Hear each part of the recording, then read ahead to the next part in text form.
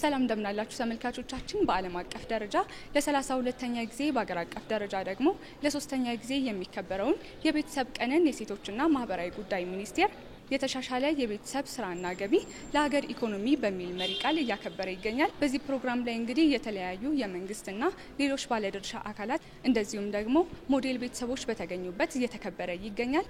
አከባበሩ ምን ይመስላል የሚለውን አብረን እንከታተል።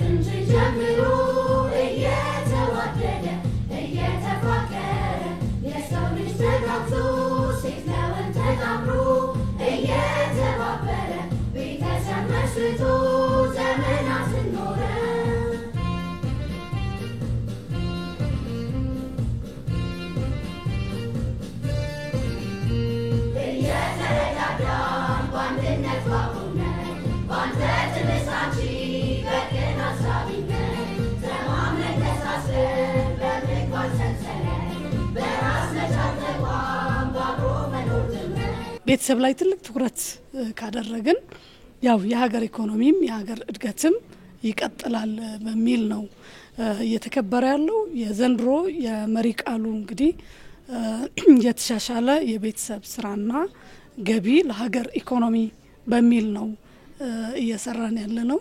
በተለይ የቤተሰብ ኢንተርፕራይዞች ላይ ትልቅ ትኩረት እንዲደረግ ምቹ ሁኔታ እንዲፈጠርላቸው በተለይ የቦታ የብድር አቅርቦት ምንላቸው እንደ ቤተሰብ እንዲደራጁና ኢኮኖሚያዊ እድገታቸው በዛ ልክ እንዲቀጥል ምክንያቱም የብዙ ዓለማት ልምድ በመናይበት ሰዓት የቤተሰብ ኢንተርፕራይዞቹን ትልቅ ቦታ በመስጠት ለነሱ ምቹ ሁኔታ በመፍጠር አንዳንድ ትልልቅ ሀገራት ምንላቸው ወደ 65% የሚሆን ጂዲፒያቸው በሙሉ በነሱ እንደሚሸፈን ለበርካታ ዜጎች ደግሞ ከፍተኛ ቁጥር ያለው ስራ እድልን ይፈጥራሉ።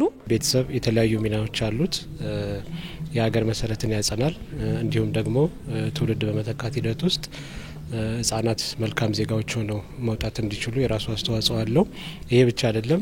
እያንዳንዱ ቤተሰብ ያው ኑሮውን መኖር ስላለበት ኢኮኖሚ አስተዋጽኦ አለው። ያ ኢኮኖሚያዊ አስተዋጽኦ ደግሞ ለራሱ ብቻ አይደለም ለህብረተሰብም ለሀገርም የሚተርፍ ነው።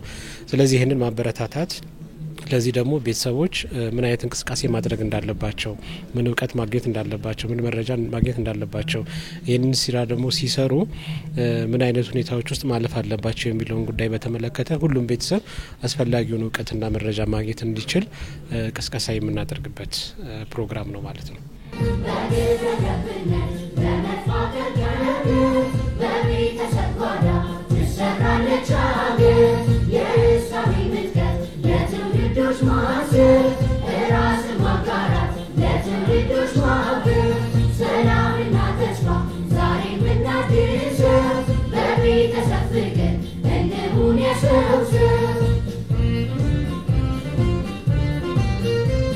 የተለያየ ሙያ ለመስራት በጣም ብዙ አመት እንማራለን። ግን ትልቁን የህይወታችንን ክፍል የሚይዘው በጣም ብዙ ተግዳሮት ያለውን ከሰመረም ህይወታችንን የሚያሰምር ከኛም አልፎ ሌሎችም የትውልድን ጉዳይ የሚነካውን ግን ተቋም ግን ያለምንም እውቀት ያለምንም ትምህርት ያለምንም መረዳት ነው መንገባበት። ስለዚህ እኛ የምንለው ነገር ትልቁ ተግዳሮት አለማወቅ ግጭትን ይፈጥራል። አለማወቅ አላስፈላጊ ጥበቃዎችን ይፈጥራል። ኤክስፔክቴሽን ምንላቸው አሰምፕሽንን ግምቶችን ይፈጥራል። ለዚህ ቤዚካሊ እንግዲህ አለማወቅ ነው ተግዳሮት ብለን ነው የምንለውኛ። እስከታች ወርዶ ስለ ቤተሰብ ጉዳይ ትኩረት ተሰጥቶ እንዲሰራ ከግንዛቤ መስጠት ጀምሮ የግንዛቤ መድረኮችን ከማዘጋጀት የአቅም ግንባታዎችም ያው አዲስ እንደመሆኑ በቤተሰብ ላይ ትልቅ ትኩረት ለሚኒስትሩ መስሪያ ቤቱ ነው እንግዲህ ያልኩ ያለሁትና ትኩረት ተሰጥቶ እንዲሰራበት ከአቅም ግንባታ ጀምሮ ከአደረጃጀት ስርዓትን ከመዘርጋት አስፈላጊ የሚባሉት የህግ ማዕቀፎች ፖሊሲዎችን ከማደራጀት በርካታ ስራዎችን ሲሰራ ነው ያለው። እነዚህን ስራዎች ደግሞ ከተለያዩ በተለይ በቅርበት መስራት የሚገባቸው ተቋማት አሉ። ከነሱ ጋር በቅንጅት መስራት ላይ ትልቅ ትኩረት አድርጎ እየሰራን ያለው በተለይ ትልቁ የግንዛቤ መስጠት ስራው ላይ ትኩረት አድርጎ ከዛ ያሰራር ስርዓቶችን መዘርጋት መዋቅሮችን ማውረድ አስፈላጊ የምንላቸው ፖሊሲዎችን አመንጭቶ ደግሞ እነሱን ተግባራዊ እንዲሆኑ ይከታተላል ይደግፋል አፈጻጸሙን ተከታትሎ ደግሞ መስተካከል ያለባቸው ላይ ቁጥጥር የማድረግ ስራዎች ላይ በተሰጠው ኃላፊነት ከሚመለከታቸው አካላት ጋር በመቀናጀት ቤተሰብ እንደ ቤተሰብ ትኩረት ተሰጥቶት ማህበራዊም ኢኮኖሚያዊም ተጠቃሚ እንዲሆን የማድረግ ደህንነቱ እንዲጠበቅ በተለይ ስብዕናው መልካም ስብዕና የተገነባ ማህበረሰብ እንደ ሀገር እንዲኖረን ከዛ ጀምሮ ከታች ጀምሮ የጋብቻን ማጠናከር ፍቺን መከላከል ላይ እንዲቀንስ የማድረግ ላይ በጣም በርካታ ስራዎችን ከሚመለከታቸው አካላት ጋር እየተቀናጀን እየሰራን እንገኛለን።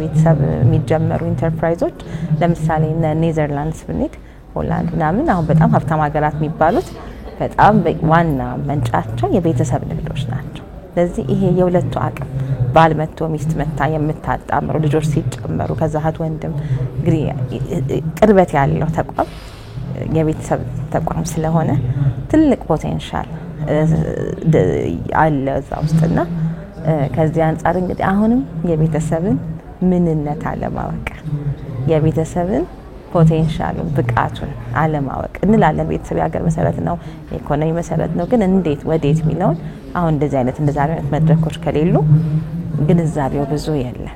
የቤተሰብ ንግድ ሲባል የራሱ የሆኑ ክፍተቶች እንደ ሀገር አሉ። በተለይ የቤተሰብ ንግዱ ላይ ትልቅ ክፍተት ከግንዛቤ ጀምሮ ያሉ ክፍተቶች አሉ። ምቹ ያልሆኑ ቦታዎች አለመመቻቸት የስራ የብድር አቅርቦቶችም እንዳለ ሆነው ግን እነዚህን ሁሉ ተቋቁመው ደግሞ የሚሰሩ አሉ።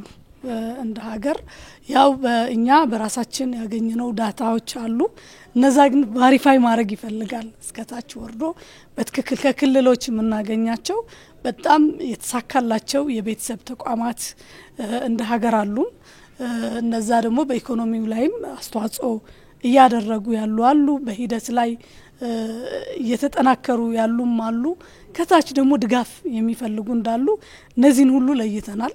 እንደ ሀገር ግን እያየነው ያለነው በተለይ አሁን ስርዓቱን እንደመደገፉ አንዳንድ ተቋማት ከአሰራር ስርዓት ጀምሮ በቦርድ እየተመሩ የካውንስል የምክክር እያገኙ የሚሰሩ ተቋማት እንዳሉ አለን ማለት ነው። ይሄንን ከሚመለከታቸው አካላት ቅድም ዳታው ሲያቀርብ የነበረ እንዳለ ሆኖ ግን እኛ ደግሞ ይሄ ነገር ተጨባጭ መሬት ላይ ያለ ወይ ብሎ በትክክል የማስጠናት ስራ ላይ ነው ያለነው። በየትኛውም ዓለም መረጃዎች የሚያሳዩት ጥናቶች የሚያሳዩት የማንኛውንም ሀገር ኢኮኖሚ እስከ 50 እና 60% ድረስ ገቢውን የሚሸከመው ምርት የሚያመርተው አገልግሎቶችን የሚያቀርበው የቤተሰብ ቢዝነስ ነው። ስለዚህ በዚህ አንፃር ሁሉም ቤተሰብ ከፍተኛ ሚና ያለው ስለሆነ ይህንን ማድረጋቸው የሀገርን መሰረት ለማጽናት የህብረተሰቡን ለማልማት እንዲሁም ደግሞ ተገቢ ሚናውን ባግባቡ መውጣት እንዲችል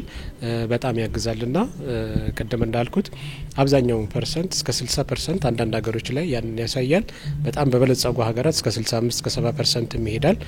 አልፎ ደግሞ እጅግ በጣም ባደጉ ሀገራት እስከ 80% ሊደርስ ይችላልና ዞሮ በየትኛውም ዓለም የቤተሰብ ኢኮኖሚ አነሰ ቢባል ከ50% ወይም ከ40% ዝቅ አይልም ማለት ነው። ዛሬ ቤተሰብ ቀን ነው ሲባል ሚዲያዎችን ሲያይ እንደናንተ አይነት እንደዚህ መድረኮችን የተለያየ መርሃ ግብሮች አሉ እዚህም እንደተናገሩት ቀደምና ብዙ ቤተሰብ ብሎ ማሰብ እንድንችል ያደርገናል። አንዱ እሱ ነው። በተፈጥሮ መስል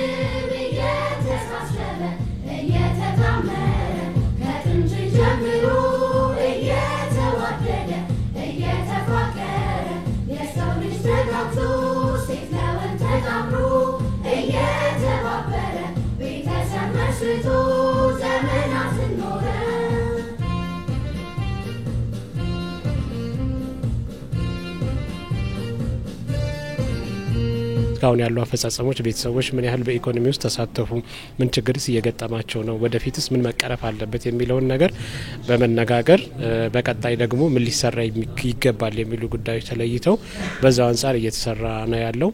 ወደፊትም በቀጣይ ጊዜ ክልሎች ደግሞ ይሄንን በዓል ሲያከብሩ በዋናነት አላማው ምንድነው? ቅድም እንዳልኩት ባለድርሻ አካላት ተገኝተው እውቀት መረጃ ለቤተሰብ እንዲደርስ በማድረግ ይህ የቤተሰብ ኢኮኖሚ አስተዋጽኦ እንዲጠናከር ማድረግ ነውና ይህንን በማበረታታት እኛ አስፈላጊውን እውቀትና መረጃ ለባለድርሻ አካላት በማድረስ ይሄ ስራ እንዲጠናከር እያደረግን ነው። ወደፊትም ይቀጥላል ማለት ነው። የብዙ ዓለማት ልምድ በመናይበት ሰዓት የቤተሰብ ኢንተርፕራይዞቹን ትልቅ ቦታ በመስጠት ለነሱ ምቹ ሁኔታ በመፍጠር አንዳንድ ትልልቅ ሀገራት የምንላቸው ወደ 65% የሚሆን ጂዲፒያቸው በሙሉ በነሱ እንደሚሸፈን ለበርካታ ዜጎች ደግሞ ከፍተኛ ቁጥር ያለው ስራ እድልን ይፈጥራሉ።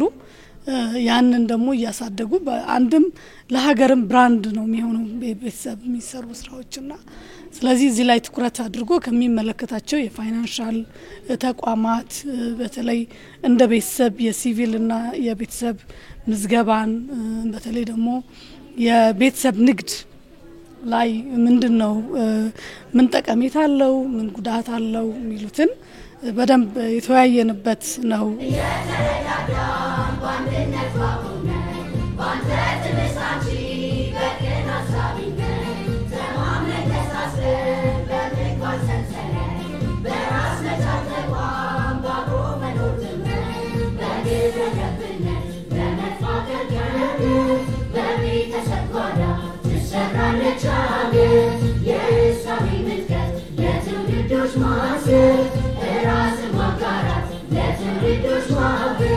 ሰላምና ተስፋ ዛሬ ምናድሰው በቤተሰብ ፍቅር